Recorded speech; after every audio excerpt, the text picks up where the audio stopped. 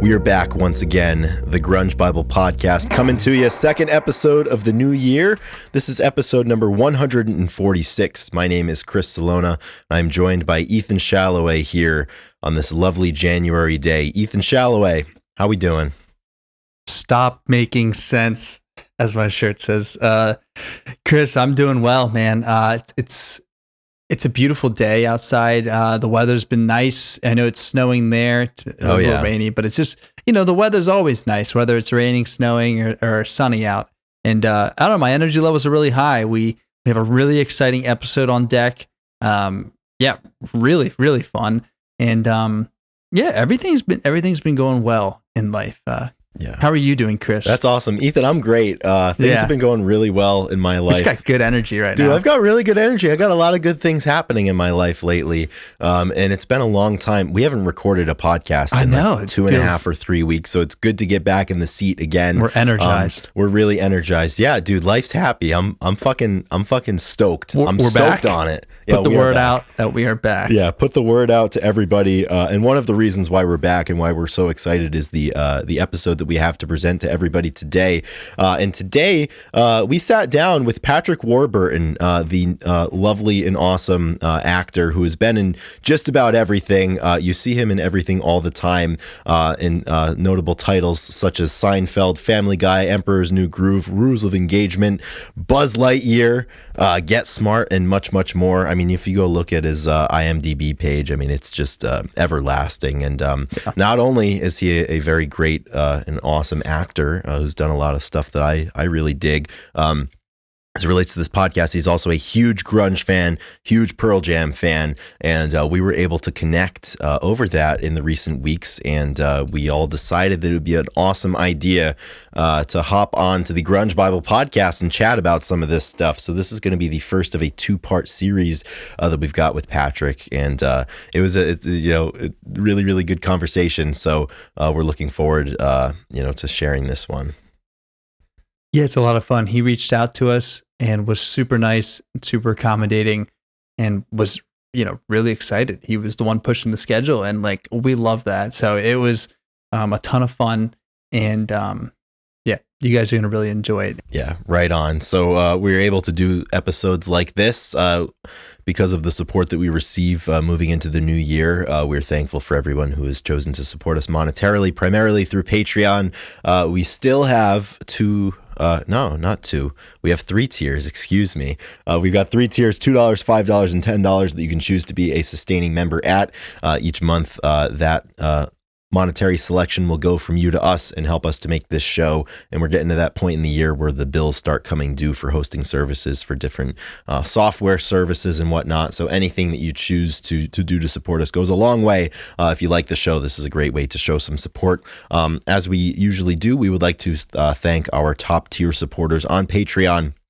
And at this time, I'm going to read that list of top tier supporters, and their names are Mike McCready's Mustache, King Buzzo Stole My Hair, What the Fuck is Up Denny's, Sherry Matthews, Seattle 4 Fanboy from New Jersey, Rachel Corning, Pile of Punk, Keith White, Chris LSMS, Laura and Irene, Millie, Nikki Six, Carlene Salona, Jamie Lynn, Jade Mercado, Granny Grunge, Epona, Eric R. Berry, Faith Bittner, Fuck Soup, Gochu John, Eddie Vedder got me through my second divorce, Down in a Hole Flat Out Fucked, Doug Endy, D-Boat, Alex Long, Alexa Shannon, Black Hole Sean, Kara K, and the Blue Owl. So thank you to your support as we continue this podcasting journey here in 2024, a new year for us, and coming up on the 3-year anniversary of the show. And we're not stopping anytime soon. And we're looking forward to doing a lot of cool shit with this show, just as we are doing today with our chat with Patrick Warburton. I gotta say, Chris, I think that was one of your best performances right there. That was great. I made a New Year's resolution to start the year off strong. I didn't miss anybody. My diction was strong. My syntax was on point. The transition at the end was great. It was rolling right into what we're gonna do in the new year. I mean, that was just phenomenal. Absolutely. Really good stuff. Drew will be proud. Yeah, I hope so. I hope to make Drew proud. So if only he was here and he could step in and be like, yeah, that was really good. Exactly. EQ levels were solid. Someday soon. So without further ado, we have an hour, 60 minutes coming your way with Patrick Warburton and the Grunge Bible team. So please enjoy. Let's roll the tape.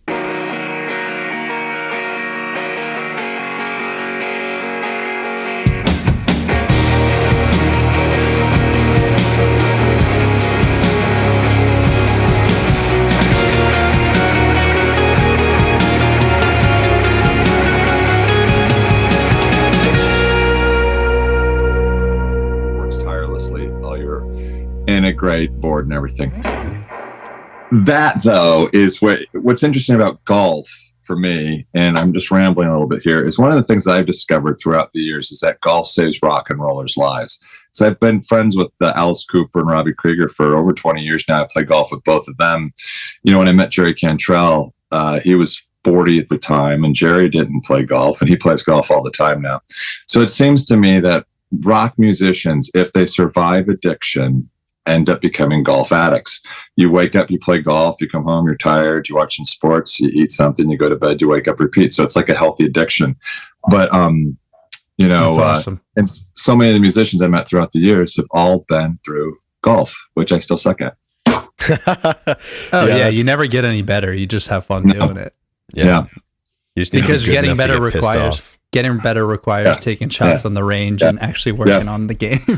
I've actually gotten better, but it took me a long time. I find because I had joined a local joint, and I was never a club member.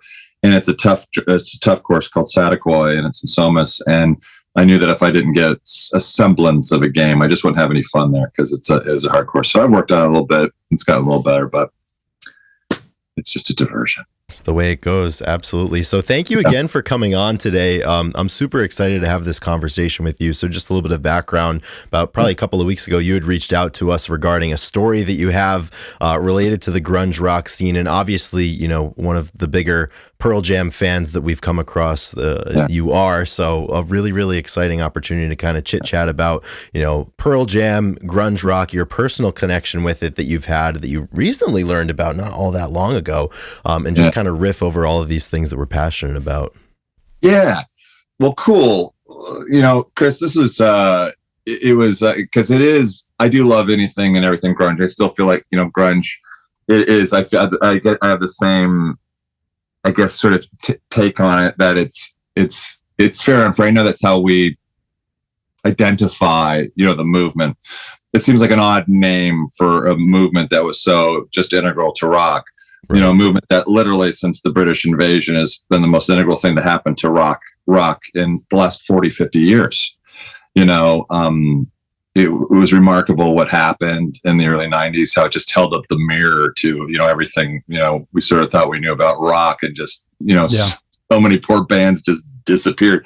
And since that time, nothing really in the realm of rock has come about, But, I loved all those bands, but Pearl Jam was the one that really, for me, had the depth and breadth and pathos, the one band that encompassed everything, not just entirely angsty, but also with the beautiful light at the end of the tunnel. I mean, there's so much depth there. And I think, that primarily goes to our boy Ed, right? But yeah, absolutely. So were you definitely... Go ahead. I was going to say, when you were younger, you grew up on the West Coast, correct? Or where did you grow up? Huntington Beach. Yeah. Huntington, yeah. So, perfect. What were you a classic rock guy to start? And then as you came of age, like the 90s came on, it was like a no-brainer to start listening to grunge? Or do you remember when... That was the hair metal era, wasn't it? I was going to say, yeah. Like, where's the genesis of your rock and roll? And then all of a sudden, did you find grunge? Or was it like, it was a no-brainer that was going to come that way? Well, grunge, because I was, always rocker. Like, look, in those early days. Now, Tommy Thayer is a dear friend of mine. He plays in my St. Jude band. I love Tommy, and I think Kiss is fun. I was never a Kiss fan. Yeah. Early on, I was more, Rush, Pink Floyd, The Doors, Zeppelin. Those are my bands. And so that's sort of, and I always just felt like there was, more obviously substance, to bands like that.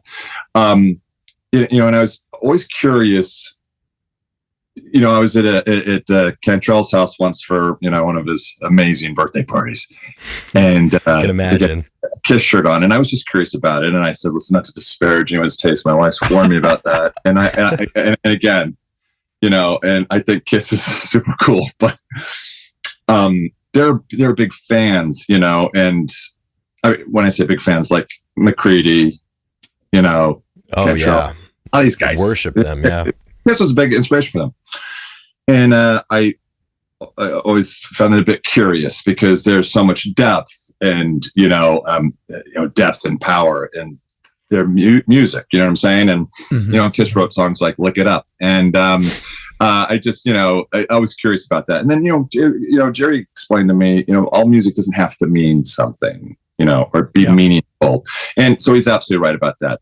But I've always been a little bit snobby with my rock, and it was I remember the first time I heard Pearl Jam on the radio, and this was very early 90s. Now I know all about the obviously the Incarnation and the Mama Son tape and the all Mama that. Son tapes, the demos and all that. I mean, I've known about just sort of the legacy and the lore. Some of the stories, wasn't sure if they're true or not, but gosh damn it, I wanted to believe all of them because it this is back when God, the hand of God, brought a band together. Like right. How does that happen? We go to like these produced boy bands shortly after this. How did that ever happen? Right. Where like honest to God, just inspiration. These stories are like biblical. You talk about the tragedy of Mother Love Bone and losing Andrew, and then all of a sudden, Jack Irons finding a guy who works at a gas station. He gives this tape to a guy in San Diego. Like how is this real? Yes. It's just such a remarkable story. But the first time I saw him live, so I was working on a film in Oklahoma about a football player who got paralyzed named Dennis Bird, and Peter Berg played Dennis Bird. I played Scott Mercer, who was his teammate that he'd actually had the accident with. So Peter's become a big movie director.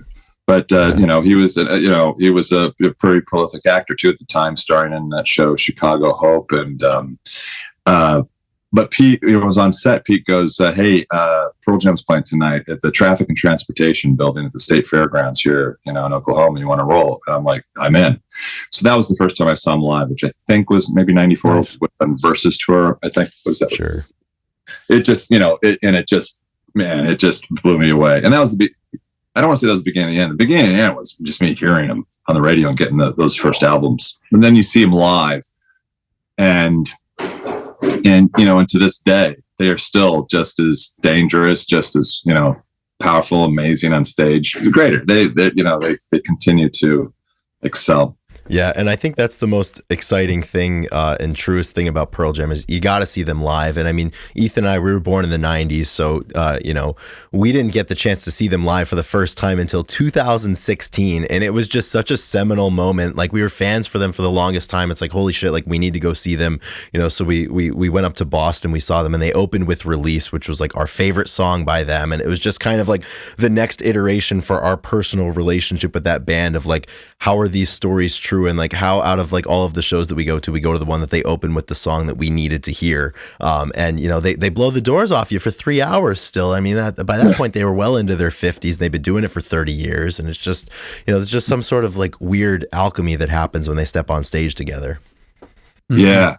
Yeah. Just like this magnificent, brotherhood and connection.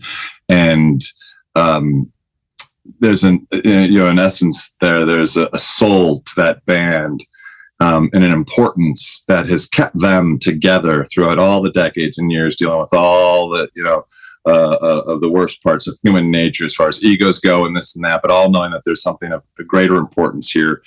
Could all go off and do their solo projects and this and that, but stay together as a band, believe in them, so know how important they are as a band and stay together, because that's really, really tricky, in the realm of rock music, as we've seen throughout, decades and decades, how it's rare for that to happen, and for them still to be integral and important, and to still be, moving ahead and reinventing, but still, reinventing, but maintaining too, everything else. It's just.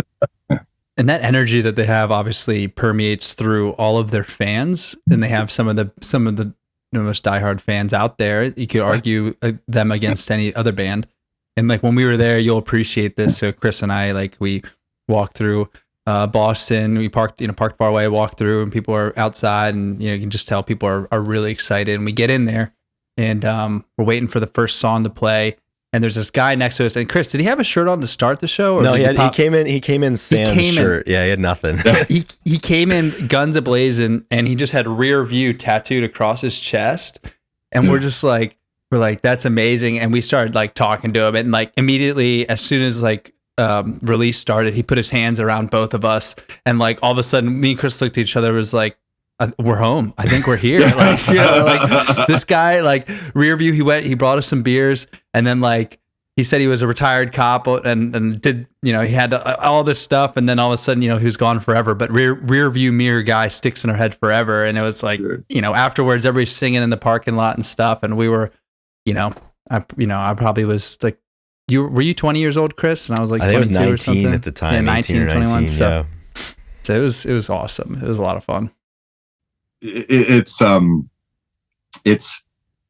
experience, too, when you have that first experience at a Pearl Jam show, and then you tie in with the fans, and you're all there experiencing something that is rare and is exceptional, and then if you're forever perplexed throughout your life as people are like, oh, are they still making music? Are they still those who are just not, like, just go to a show, to a show.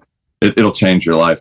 I remember I used to was doing a show in LA at CBS Radford. It's right there in the Valley, and we all, after we'd shoot a show, we'd go out to this bar, Firefly, across the street, and was there. And so one of the women there that worked on the show, her best friend was there, and we're all in the bar.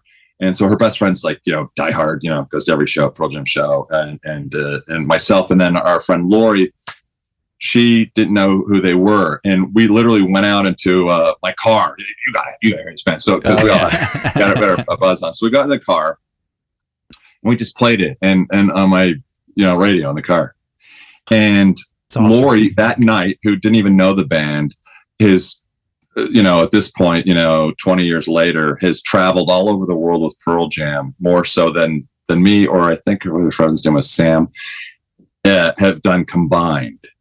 Wow. And that night we introduced her in my car, and she's been to Italy with the band numerous times. She just, it's been such a huge part of her life.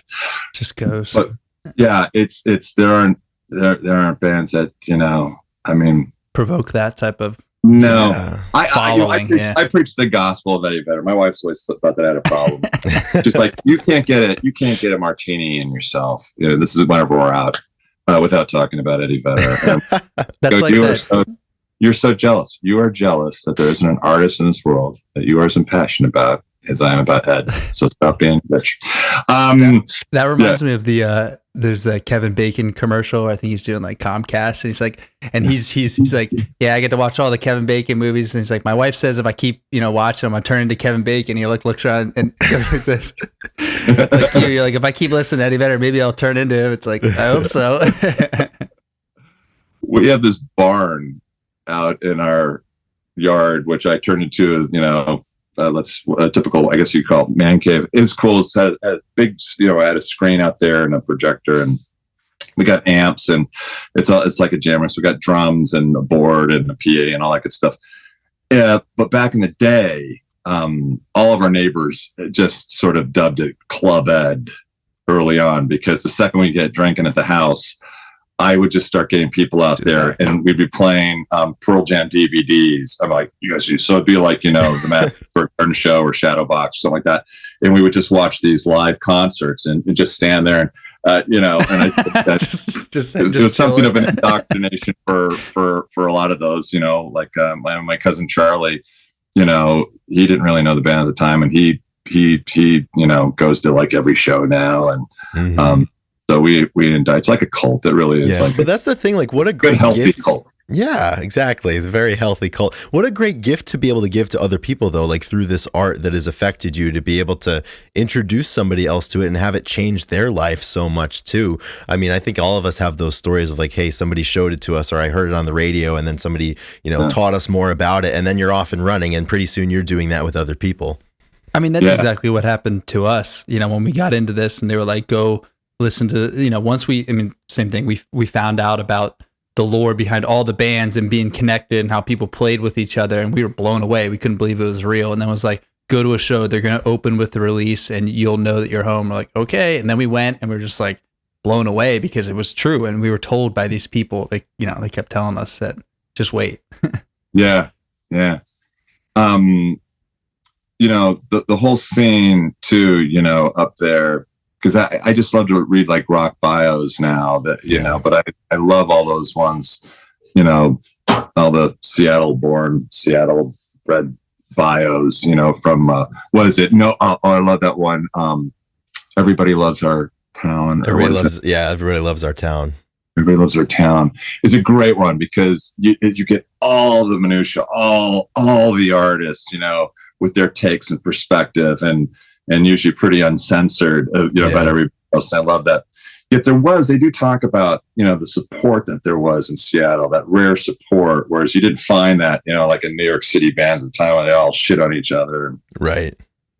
But there was always so much support. Always, found just, Cornell just to be not only just the most remarkable voice and, frontman, just amazing talent, but how supportive he was, of Ed in the early days and the other, all the other musicians up there. I thought it was just tremendously generous, and evolved for musicians. I think that's too one of the reasons why there was so much depth to all that music that came out of there, depth and pain, but, and also, and love and hope too, that we find. Absolutely. And better lyrics. Yeah. And you mentioned that a lot, and I definitely feel the same. Most of all, out of anybody from that era, you hear that with Eddie's lyrics, and something that all great artists are able to do. They're able to take their own experiences and their own struggles and present it in such a way that you can always, you can insert it and use it to explain what's going on in your life and to give light to the things that you're dealing with. And the same thing with the hope aspect of it. And Eddie does that better than almost anybody. He's able to kind of put them side by side, and the juxtaposition, the dichotomy there that exists, is something that's really beautiful. Yeah. I mean, and when that Into the Wild, album came out, soundtrack. Yeah. Oh my God, I played that. I went through that over and over and over again. We talk about talking to you, feel like it speaks to you is it's so intimate as an individual, or his ukulele album or anything. He's just such a just an amazingly profound, singer-songwriter. He's Bob Dylan with the voice of Eddie Vedder. That's what he is. I remember, I think it was when they had the big storm, that devastating storm, Sandy? I don't know, in New York. Years ago. Sandy, 2012 or so, somewhere about 10 years ago. And they did a big benefit. And so Springsteen was there, Roger Waters was there, Vedder. And I think when Vedder walked on stage, Roger Waters did this to Vedder. If Roger Waters is doing that to you.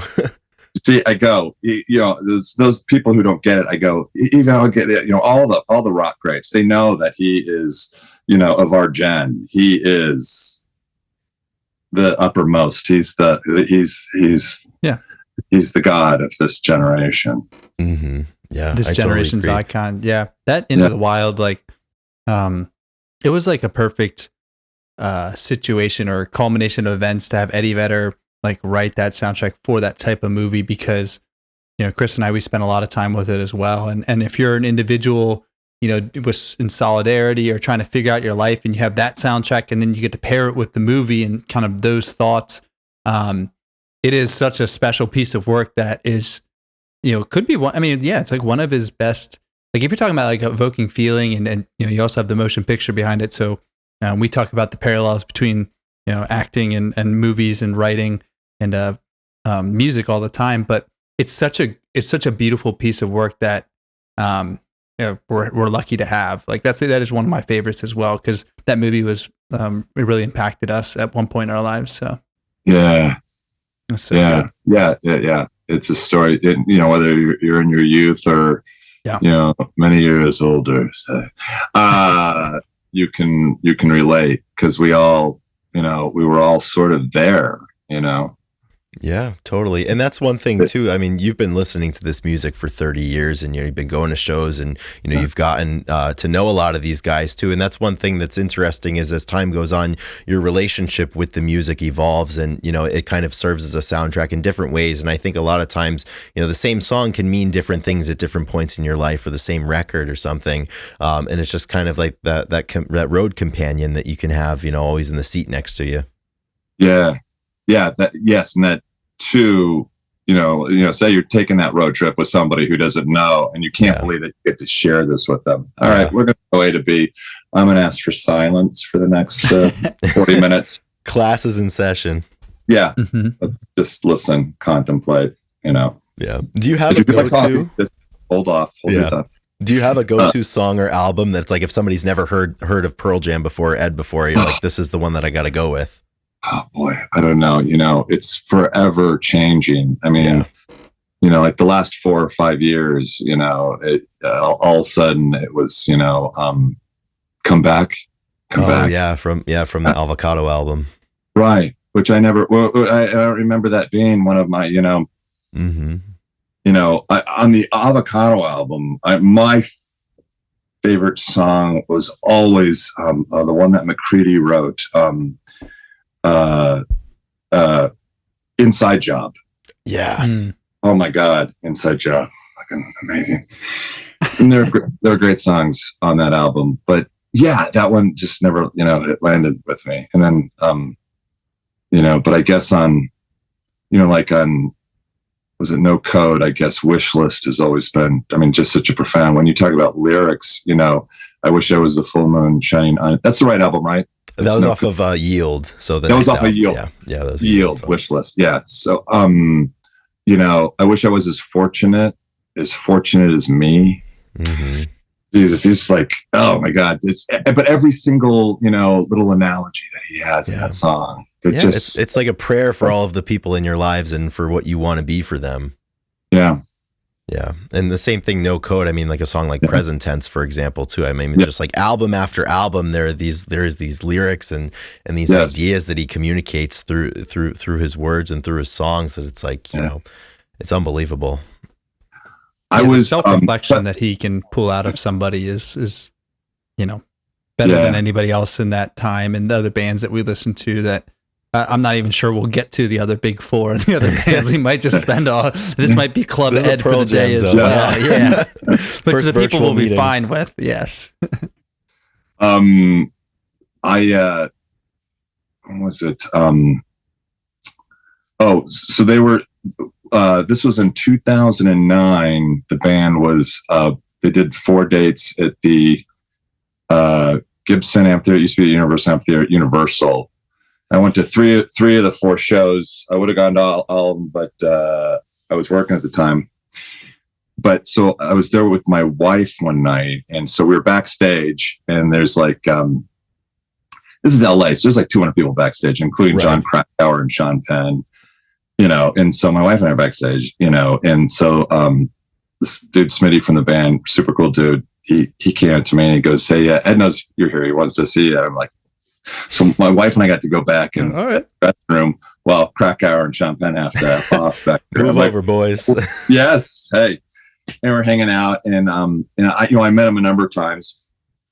Backstage, he's always been very, very gracious and sweet. He knows I'm a super fan, and so this was like an amazing night because he gave me his Social Distortion T-shirt that night. He gave that to me, and it looks like out of the blue. He was just like, "I want you to have this." Yeah. He goes, "Yeah." And then I took my T-shirt off. I want to give you this. Yes, I want to give you jersey exchange. yeah. You guys switch shirts. It was remarkable, and that was that he gave me his email and goes, I want you to help me out with the set list for tomorrow night. I was like, oh my god. So I present. I wanted by to ask chance. about this. I wanted to ask about this request. I mean, what an honor, and like, Oh my God. maybe like you probably were a little nervous. Like, how do you construct? Well, I was, and I did reach out to some of my friends, and I said, help me out with this, this set list. Because I wanted to like share, because it's like how generous they are. It's like, you know what? Totally. All right, I'm gonna get my group together, and we'll do this together. And but it was so funny because we walk out to the car. So my wife, knowing my obsession, she just knew how she was there to witness that, and she just knew how special this was. We walk out to the car in total silence. Not a word is spoken. And she's on, the passenger side of the car, and I'm on the driver's side of the car. Before we get into the car, I took the shirt, and because I knew she was watching me, and I just smelled her. And then I had a frown on my face, and I just looked over at her, and I go, "It's clean." The emotional roller coaster. I can't say. I really want to. Did not expect a clean Social Distortion shirt. Was not on my bingo card. No, but so what night and what show? I want to look up the set list so we can have something to talk. Which night was it? Oh my God, I can't. It was like, you don't have this framed. In I do. I had the concert poster framed. Yeah, okay. Oh yeah. Or whatever. But they opened with Long Road, and I didn't put that on my set list. And I was like, because here we go. I brought my son Talon, so I'm bringing my 19-year-old son Talon, who he's had some great experiences. He loves Floyd. Mm-hmm. So for his 19th birthday, we went to see Roger Waters do the wall at it was the Forum or Spectrum or Staples Center. But he was also 19 when I took him to his first Pearl Jam show, and it was dead set list. So that's really right in the set list. So they started with Long Run. I was like, I should have put that on, but it's not. And I'm wondering. So rolled into a couple of songs that weren't on mine, and then all of a sudden my songs started popping up. So it's like maybe like the third or fourth song was Alone from Lost Dogs. Oh, that's a good pick. Yes. And I was like, oh, he did that for me. All right. And then these are some of the other ones. It was Nothing Man, Amongst the Waves, Even Flow, Untitled. Untitled is so beautiful. Yeah. Untitled is so beautiful. So he did that. Wish list, present tense. Sounds like a list that we would write, Chris. Yeah. I wish I could teleport back for this. Porch, Crown of Thorns. And I remember when he was on stage, it's like, maybe we play this song once, and at least at that time in 2009, once in maybe whatever city. He goes, I think this is the first time we're playing here. Actually, I'm not sure it was the first time. He might have forgot, but it was just cool. He did Crown of Thorns because I asked. Yeah. There are other songs that I had on the list that, like released, and they didn't do that that night. But and I knew that he wasn't going to do my set list, top straight to bottom, but he took it was great because he took 12 songs, and that was really, really fucking cool. Yeah. Going back to when you're in a car and you're like, I need silence. Like you need to listen to these. I mean, that's like the ultimate, like you get to write the set list and then you also get to show, your son, the first show. Like, that's like the ultimate, showing somebody the way and having them play the songs that you called out. So that's great. So 2 nights before that show that I took him to, he talked me into buying a 1969 Dodge Charger, and I was always like a Chevy guy. But I go, so Craig goes, Dad, we need to get this, and I go, your mother's said I can't get into the car until I get rid of the old piece of crap that's in the garage, and I hadn't gotten rid of it. But it sounds like we got to get this car, and I go, all right, so we'll get it. So I got it, and so I call him up. So this is like BJ's first night there at the Gibson, and Town. So I call Town. I go, Town, the car's getting delivered on a flatbed. You got to pick it up on the street, and you got to drive it up there. I was just so pleased that I wasn't going to be at home to have to deal with this mess. And so he goes, all right, Dad. And so he's very excited. So he goes down the street, he gets the car, and he pulls it up, and he calls me 5 minutes later. He goes, Mom is so pissed off right now. She's so angry. And I go, Town, this is the good news. In 2 days, she's not angry anymore. And we still have a Dodge truck. Exactly. He goes, you're right. Unfortunately, he took that bad parenting and used that. Like the rest, anytime any shit would go down, I go, Talon, why did you get another snake? Because like, he had in 2 days. Yeah, it's like your mom said, no more animals. But he had like 15. He had tarantulas in his room, like different species of tarantulas, including a Goliath bird-eating tarantula the size of a dinner plate. He had different scorpions. It was a zoo. He had these centipedes from South America where you have to put bricks on top of the cage. If you can imagine a bug that could push the top of the cage off. I don't want anything to do with that. Yeah, I don't imagine that. Creepiest things in the world. And he had a number of snakes, and his mom said, you can't get any more snakes until you get rid of one. And then he got another snake. And I go, tell him, why'd you do that? And he goes, Dad, in 2 days, Mom's not going to be angry anymore. I'm still going to have a reticulated python. I go, that's me.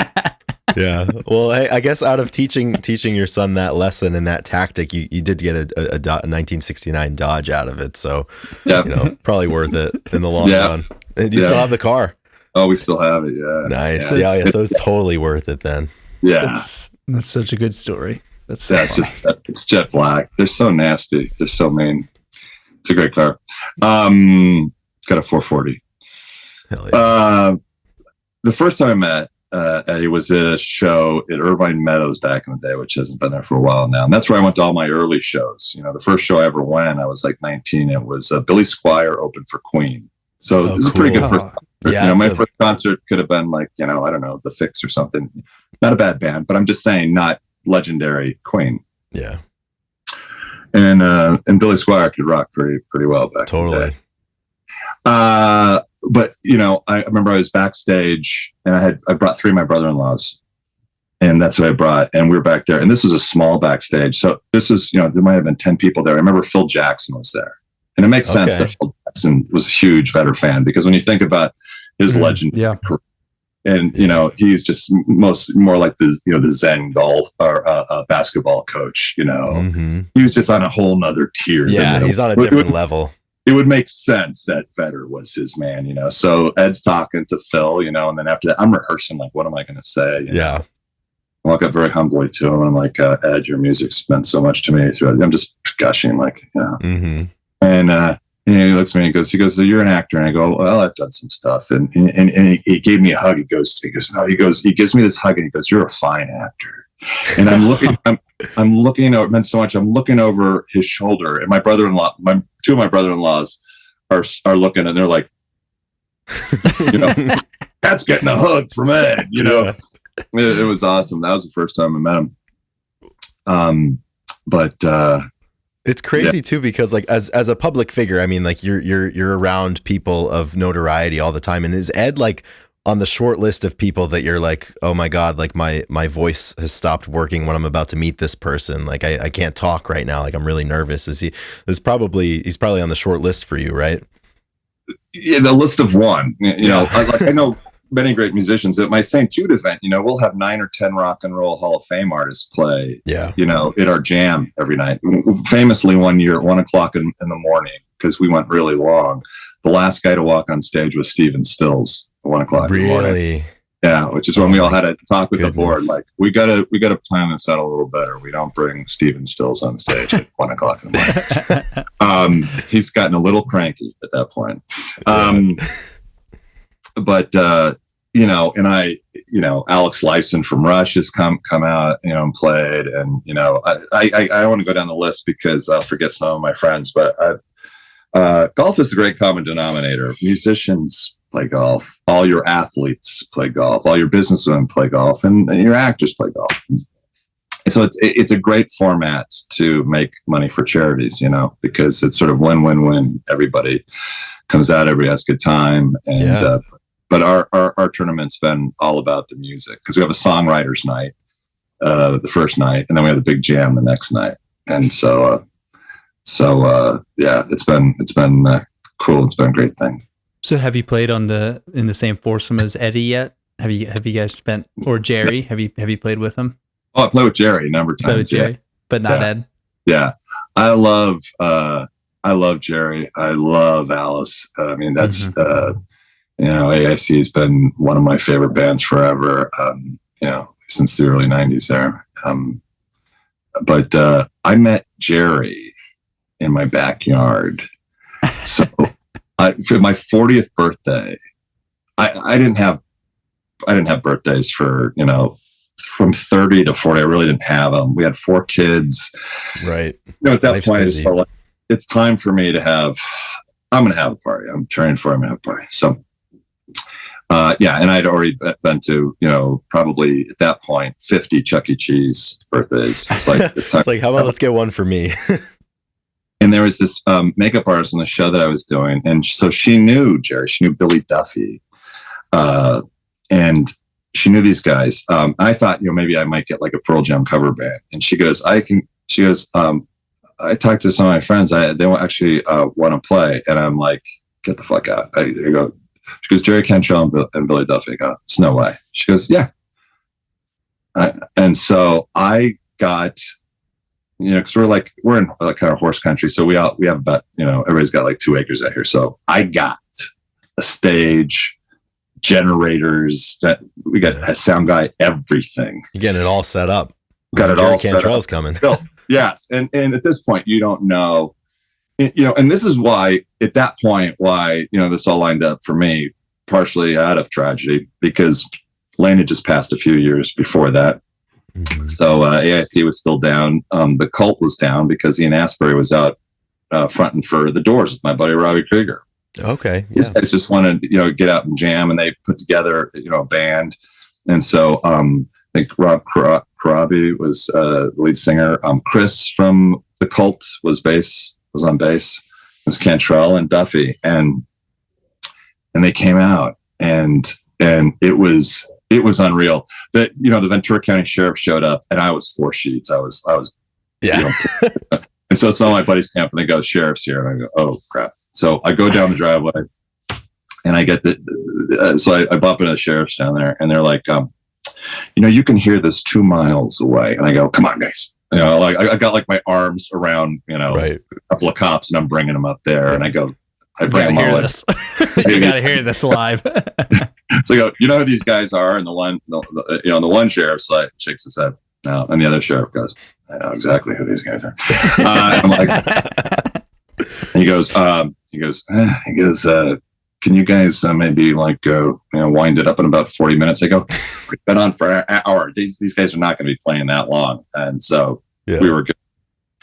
But that was I remember yelling at half the people at the party, because half of them around the corner, and I go and I'm drunk. Like, "Do you have any idea who's playing here?" Yeah. This is an everyday occurrence. Get over here. You can't go down to the local bar and see these guys get right in front of the stage. Yeah. I know you have a really important story to tell, but get over here. Yeah. What kind of music do they play? Were they just jamming, or were they doing covering everything? It was all Cult and Alice tunes. No fucking way. Yeah. So they did like Love Removal Machine. They did Wood, Rooster. It's unbelievable. Yeah. In your backyard at your birthday party. Yeah. This is like think yourself stuff. It's like, exactly. This is the type of stuff that's like, you tell somebody, it's like they don't believe you. Yeah. That's so cool. We're huge Jerry fans. I mean, obviously Ed and everybody, but Jerry holds a special place in both of our hearts. We both seen him on the Brighton tour. Chris, you saw him twice. Stuff, I saw him twice. Yeah, the most recent solo record he did, I got to a couple of shows. But I mean, he's just, his versatility as a guitarist and also as a vocalist too. I mean, obviously with Chains, back in the day, it's all about Lane. But I mean, the flavor that Jerry gave to so much of the vocal parts of Chains is really, really unbelievable. And he's aged perfectly. I mean, he's just as good. Yeah. He sounds just as good. He might sound better. He's playing the best. He's just one of those guys that, I'm not surprised that he was the one that played at your show. Or your birthday. One of our friends was at a New Year's party, and he was there playing. Like, he just shows up, and he's like, he seems like a really just a great guy, and he's a great guy. It's nothing's too big, it's not too big for him. Like, he's like, yeah, I'll play. Like, it doesn't, I'd love to. That's why I'm a musician. He's not snobby at all. No, he's not. And he is like that in that way. They were actually roommates for a short period of time. Oh my God, this was. Oh my God, this is when you talk about just. We all have that buddy who just is clueless, and he's a dear friend of mine. So my buddy Mark, he's 10 years older than me. And if you're not Steely Dan, he doesn't know who you are. I can't believe that Jerry's just pulled up. So this is earlier in the day. Jerry's just pulled up my driveway. I'm like, I'm meeting him for the first time at my house. I can't believe what a gift this is, that he's going to play at my birthday in my backyard. And my buddy Mark, as I'm meeting Jerry, says to Jerry, he met Eddie Vedder. Are you fucking kidding me? No, I'm not kidding you. And Jerry, very, very charmingly, and just says, he goes, yeah, we were roommates. He goes, he's very charming.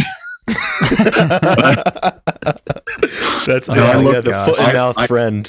And I'm looking. You probably wanted to kill him. Yeah, I'd be like, I've got daggers in my eyes. Daggers as I look at Mark. I go, Mark, there are about 50 tiki torches that need to be set up right.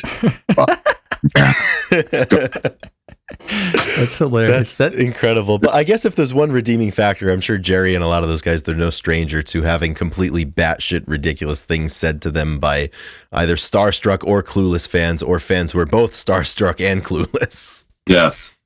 Yeah. That reminds me, last year, so I'm a track and field athlete. I threw the javelin professionally, and we had a meet. It was 2 years ago. It was in Nashville, and we were out with one of my teammates, and afterwards, the meet director, we had a big thing at a brewery, and all the meet directors there, and they had Asafa Powell was there, and he was sitting down, and we were like, oh shoot, like that's Asafa Powell, and the one guy's like, who's that? And we're like, it's Asafa Powell, and he's like, I don't know who that is. And I was like, all right, we'll go ask him or whatever. So he's like, hey, he's like, what do you do? You know, he's like, who'd you run for? And he's like, Jamaica. Like, he didn't go to college, but he was like looking for a college, and it was like, he's like one of the best in the world. Yeah, one of the best ever. It's like, dude, that's Asafa Powell. And he went up there like he didn't know who he was, and it was like, dude, you look so dumb. Yeah, it was hilarious. Sometimes you don't recognize. I was on a flight to New York one time, and I was sitting next to this woman the whole way, and we didn't chat, until Manhattan skyline came into view. And she goes, and so she was just inquiring what I was doing in New York, and she'd recognized me, and I said, well, I'm doing press for a series of Unfortunate Events, which is this Netflix show that I'd done. Mm-hmm. And I said, what are you doing here? She goes, I'm writing a Broadway show. I go, that's so cool. I go, what's it about? And so she very humbly had to say, well, it's about me. Man. And she had to say that, she was Carole King. And I'm like, I go, I'm an idiot. I'm like, then again, her face isn't, everywhere, now. And that is like, she didn't care. But she probably appreciated that, maybe. Yeah. Oh my God. Okay. It's like, yeah, it's about me. Yeah. That's incredible. Oh man. So, as we mentioned at the beginning, the genesis of you reaching out to us is you have a really, really cool story that is, within your family related to this, the whole grunge phenomenon. And I believe it's your brother-in-law who has a special connection. Is that right? It's Bizarro World. Yes. So are we going to get into any of that right now, or are we going to do that? We want to lead into it. So if for the people listening, next week, if hopefully we can get it done. We started recording right away, so we haven't nailed down the details, but we're going to get a producer on, Scott Crane, and we're going to talk about this and get more into detail, but I figure we could preface it, and you can just let them know a little bit of what's coming. And then we'll get back to more Pearl Jam, I guess. Well, Scott Crane, and this is how we really found out about this, is an actor. His father was Bob Crane, who starred on that show Hogan's Heroes back in the day. Mm-hmm. And of course, a lot of us know about that interesting film Autofocus, which my friend Kirk Fuller was actually, and he played Colonel Klink in that. But Scott is, he's been, a DJ, a writer, podcaster, and an actor. He does all those things, and a bit of, an expert on all things, grunge too, being that he is from, and what is that small... the name of it escapes me. The island, though, right? Yes, where like all these artists and the musicians. Yeah. It begins with a B, I think. It's not in my brain right now. It was the nucleus. It was the embryo of the grunge movement. And he was there, and Andrew Wood and Kevin, and then everybody, and Dino, right? Those guys were all in that, I think, realm of that same place, as was my brother-in-law, who I've known for 30 years and had no idea about any of these connections until we started reading. And so that's what we're going to get into, because then this is, they're really funky. His actual name is Greg Gunther, but we've known him as Basil for 30 years because he and my sister-in-law cook. And to me, they were always just sort of like hippies. They live in Indianola now. He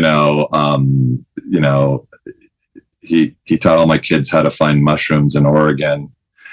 Yeah. And he loves basil to cook. Yes. Yeah. Basil's just this funky cat, who would catch, he's one of the ones I got my son Talon really interested in all things critter, he would go into a pond and get like this just horrible bug, in water in a jar and bring it to the cabin, and Talon would take care of it for a week or two until it died. But this is the only way I ever knew Basil or Greg. It's like the earthy, crunchy, until just very recently. So that is the stuff that we will get into. Yes, with Scott Crane. Yeah. And there's such a tie-in with that story too, with what I think the genesis of, why Pearl Jam is so intriguing to it. It's like all of the lore around it. And it's like, Basil's story directly ties in with the lore that would lead to Pearl Jam. And, he's your brother-in-law. It's just like, what the hell? My brother-in-law, which I had no clue. It's funny that you had no idea. Yes. And you're such a big fan. And that something like this would uncover. And we talk about it all the time. Like what's grunge going to give us next? Like what's going to pop in that we didn't know about?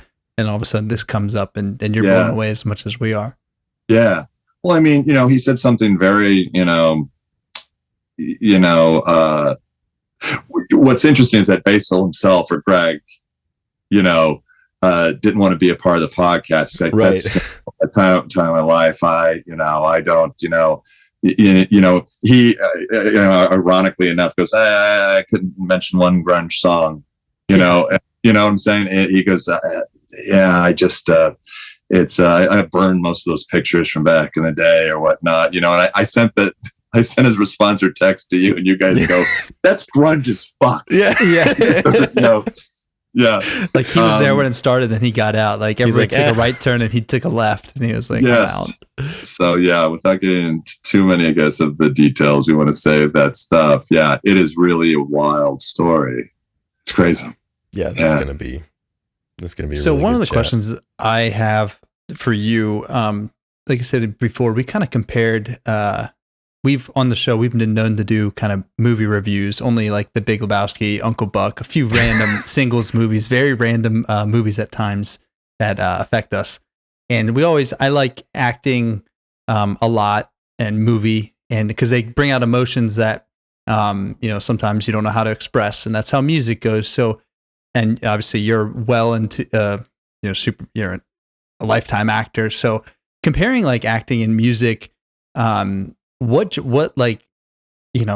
makes you love music so much? Is there a connection there that you've thought about a lot, or, something you could say, speak on that, makes them different? Because I know when you talk about Ed and what he's done for you, it's like, it's different. It's just different than acting, the way that they can connect with people. Because I find those two mediums extremely interesting, and how they can make people, basically like cry, laugh, and all the emotions. And you don't find that in very many, medias and different mediums through life. I think every actor wants to be a musician. I'm not sure every musician wants to be an actor. Music is, I think that's the greatest artistic expression in the world, is music, which makes people, and everything when it comes to music is different for everybody, the way they interpret it or what the song means to them. And acting, and I sort of found, I felt like early on in my days at the Whitefire Theater with David Baird, is not magic. It's just, it's work and it's expression, and I love what I do, but I always would argue, like I could sit in a room with, De Niro, Pacino, and Daniel Day-Lewis, who is not just arguably, but the best actor of our generation, and do just fine. Yet, in my many, many encounters with, Ed, still find it hard to talk because of, the impact that, a truly great singer, songwriter, and musician has on our lives. That is, to me, it's always way above and beyond that of, of actors, or other, or even just simply poets or writers, or, and that's sort of the way I've always seen, Ed is, Bob Dylan with the voice of Eddie Vedder. It's a very, very rare, thing. Yeah. So, but I mean, that's, the core, that's, how I would measure, one feel against, say, another, if we're going to refer to musicians. Yeah. There's just something about live music. There's just an aspect of vulnerability that's there that I don't think you can find in many other art forms. Talk about these guys. And they still do. They're just laying it on the line, and to take their thoughts and to perform it, for other people, and just put it all out there. I think that's something for me that music will always be that for me. And I'm always, for me, it's largely about the lyrics. A lot of people, they're like, they like the way it sounds and everything. But for me, I always hone in on the lyrics, and it's just that's what drew me in with Pearl Jam. The way he was writing, it's just like you don't find that in anybody else's catalog. You just can't find it anywhere. Mm-mm. I had, speaking of, actors who want to be music, every actor's got a band. Yeah. And I had Reeves. I had a Pearl Jam cover band, for some time. Hell and, and we would just do some local stuff every now and then. Mostly we'd play in my backyard. Right. Club Ed. Yeah, very local. My bass guitar player, my buddy Chris, who lives down the street, he's the one who came up with the name of the band, because it would take the bass player to come up with the Bearded Pearl Clams for a cover band. It was so much fun. And, and I wasn't going to let the fact that I'm just a mediocre singer stop me from doing what was really, really, really fun. We had a great time. Yeah. So you were the singer in the band? Yeah. Nice. I did one song that actually people can hear on Spotify, but it has nothing to do with Pearl Jam. There's this really cool band called Burn the Ballroom, and I'd met them. They were big fans of a cartoon I did called The Venture Brothers, and I guess sometimes they would wear like Venture Brothers T-shirts on stage and this shit. Oh, cool. And so Adriel Janae, he wanted to, not to be confused with Adrian Janae, the actor from Entourage. Adriel Janae is the name of the lead singer of Burn the Ballroom. So he goes, "Hey man, you want to do a song? We'd love to do a song." So we recorded it in the barn, and so it's under Burn the Ballroom, but it's a song called "Goddess of the Rain," which I did, and it's cool because it's actually I think it's got a couple million hits, and nice. It's got 2.5 million on Spotify. I just found it right here, so we're rolling. I'm excited to listen to this. Do you have some video of you, the band, the cover band, the Bearded Pearl Clams? Do you have any? Because that would be an incredible teaser to this episode that we could post. We could post it on the page if you have anything or feel the need to get that out there. Probably not, but. Oh, you know what? I have a little bit. I got to see if I can find it. But this was really cool because one time Cantrell was actually at the house and we were doing Nutshell, and in the midst of it, playing for him. Yes, you were performing for him. Yes, okay. And then he picked up his guitar and he got in, and then we did it. And we were always trying to figure out why he did it. And it was because we were either too slow or it was too fast. I don't know what it was, but it's like, I think Jerry's just like, no, it's got to be exactly right. Let me show you. Guitar. He got it, but we were just blown away. It was like I'm playing Nutshell with Jerry Cantrell. I mean, come on. Jeez, that's amazing. Yeah. So I think I have a little bit of that. I'll try to find that. That would be really, really cool. Yeah. That's like, Chris, like when we there's like vocals only tracks on YouTube, and if you play guitar along with it, like Eddie will sing over your guitar, so you can act like you're jamming with him, but maybe actually jamming with Jerry would be much better. Do you play any instruments at all yourself, or? No, the first gig I ever got was in South Africa when I was 22 years old, and I had a lot of time off. So I bought a guitar and I started, I learned how to play, like Wish You Were Here. Right. And stuff like that. But I could not figure out how to tune that fucking thing. So the second my guitar went out of tune, that was it. Like, done. Now you just get an app on your phone and just like, had to buy a new guitar. Yeah, exactly. Yeah. Oh man, yeah, it's a lot easier now as somebody who's a very, very shitty fledgling guitarist. Like, I don't know, I couldn't tune it without my fucking phone, so thank God. That's great. If you were to be able to sort of retroactively go back to a time in the 90s, would you, so you saw the first time you saw Pearl Jam was 94. Do you wish that you would have seen him a few years before that? Is there like a time that you're like, man, I wish I was there, or anything that you could like relive?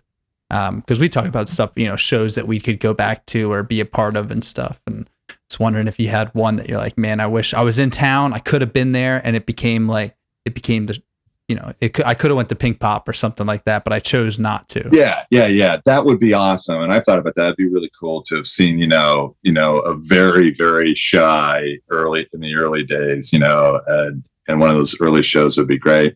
One of my greatest regrets is that I never saw Zeppelin live. And even though I was young, it's like, I very easily could have, if I'd known at that point or had any clue in my early teens that, you have an opportunity.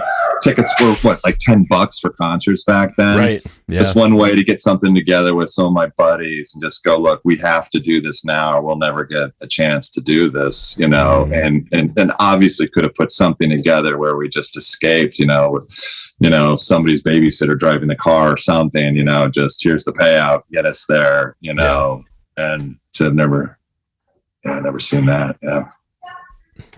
But I mean, because I think we all have, if we could go back in time and see any band in the history of the world, live, living or dead, who would it be, and, for me, it's bar none, it would have been Zeppelin, Yeah, absolutely. Yeah. I think that would be a choice that would be made a lot, and it's cool. There's such a common thread, I think, between those bands and between, what came to be in the 90s. I mean, all of those guys grew up listening to those same records and everything. And so just to kind of see that lineage, it's like, I think in the 80s with the hair metal, you took a little bit of a detour. And then, in the late 80s and early 90s with a lot of what was happening in the Pacific Northwest, it's like, okay, like the legacy continues and, we're kind of drawing from that. So, I mean, all of those guys, like you said, they kind of worship a lot of, Ed with The Who, for example, it was a big influence. Yeah. So I think that probably is a pretty good stopping point for this week's episode. We got a lot to get into next week, and we don't want to, we don't want to overspeak and stuff. So one thing that we usually do at the end of the episode is we pick a song that we call it the songs of the week. So here's your shot. If you had one song to tell the Grunge Bible listeners out there to listen to, and it could be anything we talked about, doesn't need to be Pearl Jam, although I have an idea that it will be. What song would you have that we're gonna put on our playlist and stuff? So what song do you want to shout out right now? And then we'll cut you loose.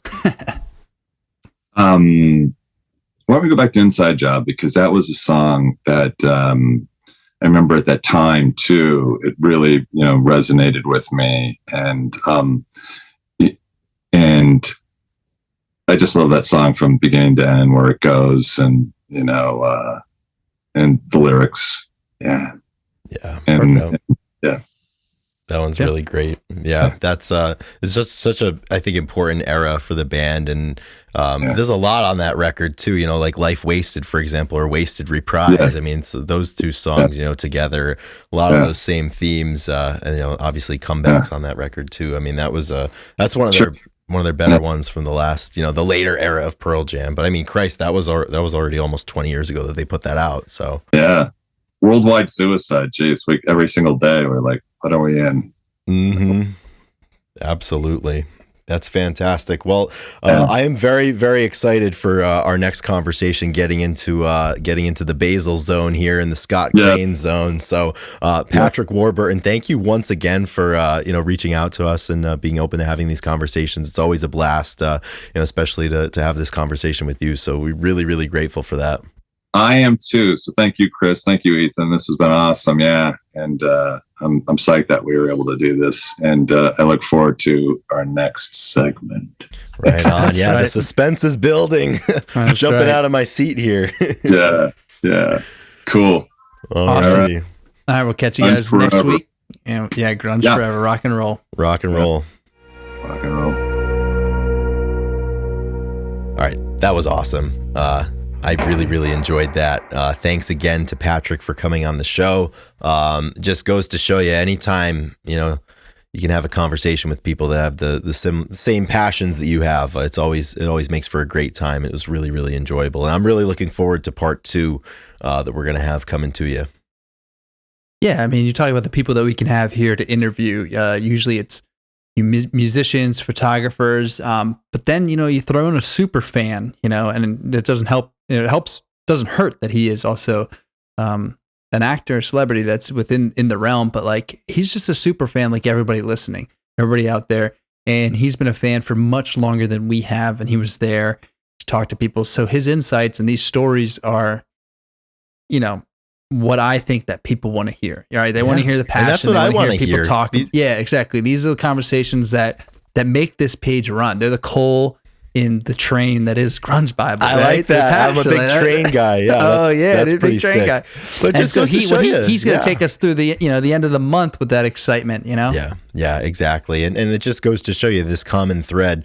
It exists across generations, across certainly occupations, across all sorts of levels, and it shows you, I mean, this music, it affects everybody, and it inspires everybody, and these conversations really always serve to fill my pot and really illuminate just how special a lot of the music is here, and particularly the grunge music, and especially Pearl Jam. I've got some Pearl Jam records up behind me on the wall today for this episode, and it just kind of is a good reminder of just how special this stuff is and how much it matters to everybody. Mm-hmm. Yeah, it was a lot of fun. We haven't done a Pearl Jam dedicated episode, so it was fun in a while. It seems like so it was nice to do. Well, we did the Christmas songs, but it's a great topic to really get started for this new year. So thank you once again, Patrick, for coming on, and thank you, the listeners, for still being here and for hopefully enjoying this conversation that we just had. We already have Patrick's song of the week, which is going to be Inside Job by Pearl Jam. Really great selection. I think I'll probably post that one as well on the page at some point. So Ethan, we got some songs of the week to send the people off into the world on. You have one? I do. I'm wondering if I'm going to steal yours. I don't think you are going to steal mine. Okay. I don't think mine's what you expect. We haven't talked about it. We haven't talked about my song. Okay. Because you have given me the song of the week that I want to bring up. All right, let's roll it, man. And it was given to you as a gift as well. But I think it's time we go for soda, Chris. I think it's time we go for soda. Mitchell. So Kim Mitchell is out there in I don't know if she's she's from North Toronto or is from the West Coast of Canada. I'm not sure where. But he's a Canadian star. Yeah, Kim Mitchell is a Canadian legend. Yeah, and we were put on to the song "Go for Soda," and one hit wonder, you may say. I've also read some comments that the rest of the album is awesome as well. Very great. Sublime. I've heard that Kim Mitchell album is really fantastic. But you just got to know that, like, when times get rough or when times are good, that you should just go for a soda, and that's what we ought to do. Sometimes when life is really kind of sticking in your craw a little bit, you just have to say fuck it and go out for a soda. Exactly. No one's gonna get hurt. No one's gonna die. It's just nice and easy. You just throw back a nice cold soda pop, and you're good. You're golden. That's right. So there's a live version on Spotify that I'll throw. You're going with the live version. Attaboy. Unless you think I shouldn't. I don't know. No, I think you should. I think you should. Cool. You guys will enjoy it. That's awesome. Go for soda. Kim, I did not know that Kim Mitchell was going to make an appearance in my life or in the life of the Grunge Bubble podcast, but I'm better because of it. Right. How about you, Chris? All right, my song of the week is going to be a derivative from this conversation that we had. Chatting with Patrick kind of got me thinking about a lot of Pearl Jam songs that mean a lot to me. And I'm going to choose Red Mosquito from the No Code album. That one has been present in our lives for some time, particularly the ending of it. If I had known then what I know now. And that is a question and an answer simultaneously. And I know it applies to my life just as much today as the day I first heard it. If I had known then what I know now. So my song is going to be Red Mosquito. So we've got a nice trio there. We've got Inside Job, Go for Soda, and Red Mosquito as the trio of songs of the week for this Grunge Bible podcast, Monday, January 8th, 2024. Thank you all for listening very much. Please tune in next week for part 2 of our conversation with Patrick. And we're going to bring on Scott Crane. It's going to be really interesting, and I'm sure it'll be a lot of fun. So please keep that marked. Remember, I'm sure you guys will. If you're listening to the end of this podcast, I'm sure you guys are devout followers. So got to keep your ear to the grindstone. Thank you, Drew McFadden, our wonderful producer. He's putting in some hard work on these late in the weekend to get the pod out. So thank you very much, and thank you, Chris. Yeah, thank you, Ethan. Thank you, Drew. I'm excited for a good year of Grunge Bible. I know we already released an episode. Strong. Yeah, I know we already released an episode on January 1st, but this is the first one that we're recording in the new year, and I'm pretty. Ethan, I'm going to be honest, pretty jacked off for it. I'm very jacked up. So exactly. Here's to a good year in all facets. So hope you guys enjoyed the episode, and stay tuned for the episode coming up next week. So. That's all I've got. Have a great week out there. Stay heavy and rock and roll. Rock and roll, everybody. Take care.